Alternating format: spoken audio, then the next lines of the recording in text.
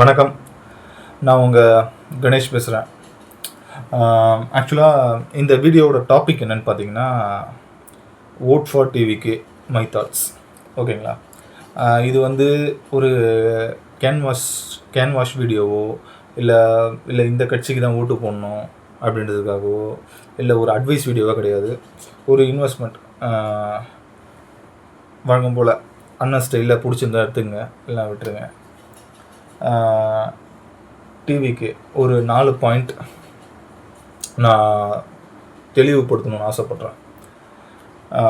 First point, டிவிக்கே ரசிகர்கள் and எல்லாருமே தற்கூரிகள் அப்படின்ற ஒரு தாட் நிலவிட்டுருக்கு. தற்கூரினா என்னன்னு சொல்லிட்டு நம்ம எல்லாருமே தெரியும். ஓகேங்களா? பட் நான் அதை பிரிக்கணும்னு நினைக்கிறேன். எப்படின்னா, அப்படின்னா என்ன? ப்ரெசண்ட், தற்பொழுது. ஓகேங்களா? குறினா என்ன? டார்கெட். ஸோ நம்ம ப்ரெசன்ட் டார்கெட் யார்? உங்களுக்கே தெரியும். இன்னொன்று, கூட்டம் மாறாதுன்னு நிறைய பேர் சொல்கிறாங்க. ஒரு உதாரணம் மட்டும் சொல்கிறேன்.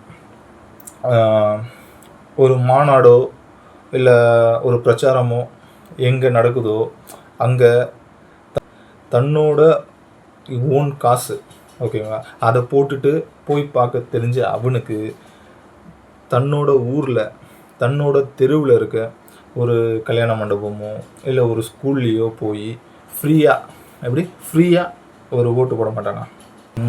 Watts bro, I don't admit this bro. Next, இப்போது சப்போஸ் சும்மா உதாரணத்துக்கு இப்போது விஜயன் இல்லாமல் தனக்கு பிடிச்ச நடிகர்கள், இப்போது ரஜினி சாரோ இல்லை அஜித் அண்ணனோ யாருன்னா கட்சி ஆரம்பிச்சிருந்தா உங்கள் சப்போர்ட் இருக்குமா இல்லையா? ஓட்டு போட்டிருப்பீங்களா மாட்டிங்களா? உங்கள் மனசுக்கு தெரியும்.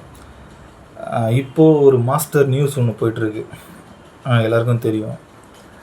எல்லா கட்சியும் ஒரு சாமானியன் வீட்டுக்குள்ளே போகிறாங்க, காஃபி குடிக்கிறாங்க, நலம் விசாரிக்கிறாங்க, பரோட்டா போடுறாங்க, சமையல் பண்ணி பரிமாறுறாங்க, ரத்தம் கொடுக்குறாங்க.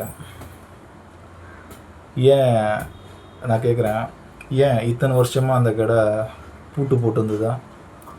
இல்லை அந்த வீட்டில் இருக்க எல்லோரும் காசிக்கு போயிட்டு கடைசி ஞாயிற்றுக்கிழமை தான் வந்தாங்களா? சரி, ஓகே, நீங்கள் கேட்குறது எனக்கு புரியுது. டிவிக்கேவும் இதான பண்ணுறாங்க. யா, அஃப்கோர்ஸ் ப்ரோ, அவங்க அரசியலுக்காக பண்ணல, 25 வருஷமாக தான் பண்ணிகிட்ருக்காங்க. டிவிகேயில் இருக்க வேட்பாளர்கள் பாதிக்கு பாதி 40 வயசுக்குள்ளே இருக்கவங்க தான். படித்தவன் வரணும், அரசியலுக்கு படித்தவன் வரணும்னு சொல்கிறீங்களே, படித்தவன் தான் வந்திருக்கான். ஓட்டு போடுங்களா பார்க்கலாம். நகி பேட்டான்னு நாஷ்டா தூண போயிடுவாங்க. இல்லை ஒரு மேட்ச் தோத்துடுச்சுன்னா அதில் அந்த மேட்ச்சில் சரியாக விளையாடாத ஒருத்தர் இருப்பான், அவனை கூட தப்பு சொல்ல மாட்டாங்க. அந்த டீமோட கேப்டனை கூட தப்பு சொல்ல மாட்டாங்க. நமக்கு பிடிக்காத ஒருத்தர் இருப்பான், அவனை தான் தீப்பாங்க. அது நிறைய இடத்துல கேள்விப்பட்டிருப்பீங்க, பார்த்துருப்பீங்க. இங்கேயும் அப்படி தான் நடக்குது. எனக்கு உனக்கு பிடிக்காது, கடைசி வரைக்கும் பிடிக்காது, நீ நல்லதே செஞ்சாலும் எனக்கு பிடிக்காது அப்படின்னு ஒரு கூட்டம் சுற்றிட்டுருக்கு. அப்படின்னு சொல்லி ஒரு கூட்டம் சுற்றிட்டுருக்கு. அது யாவரும் அறிந்ததே. விஜய் கட்சியா நீ? விஜய்க்கு சப்போர்ட் பண்ணுற? சே விஜய்க்கு அரசியல் பற்றி என்ன தெரியும்? இல்லை உங்களுக்கு என்ன தெரியும்? அவருக்கு அனுபவமே இல்லைடா. உங்களுக்கு என்னடா அனுபவம் இருக்குது? நிறைய கேள்விகள் பார்த்துருப்போம். ப்ரோ, அவங்கள நான் ஒரு பதில் தான் சொல்லணும். ப்ரோ, அரசியல் பேசுறதுக்கு அனுபவம் தேவையில்ல ப்ரோ. டெய்லி நியூஸ் பேப்பர் பார்த்தாலே போதும். தன்னோட குடும்பத்தையே பார்க்க தெரியாதவனுக்கு இந்த நாட்டை எப்படி பார்த்துக்க முடியும் அப்படின்னு சொல்லிட்டு நிறைய டாக் போயிட்டுருக்கு. அதுக்கும் நான் பதில் சொல்கிறேன். தன்னோட வீட்டில், அதாவது நம்மளோட வீட்டில் அம்மாவோ அப்பாவோ இல்லை வேறு யாருனாவோ இந்த மாதிரி கடைக்கு போயிட்டு இதெல்லாம் வாங்கிட்டு வாடான்னு சொன்னாலே, போமா சும்மா எப்போ பார்த்தாலும் இது பண்ணிடுது, என்னால் முடியாதுமா அப்படின்னு சொல்லுவோம். நிறைய பேர் சொல்லியிருக்கோம்.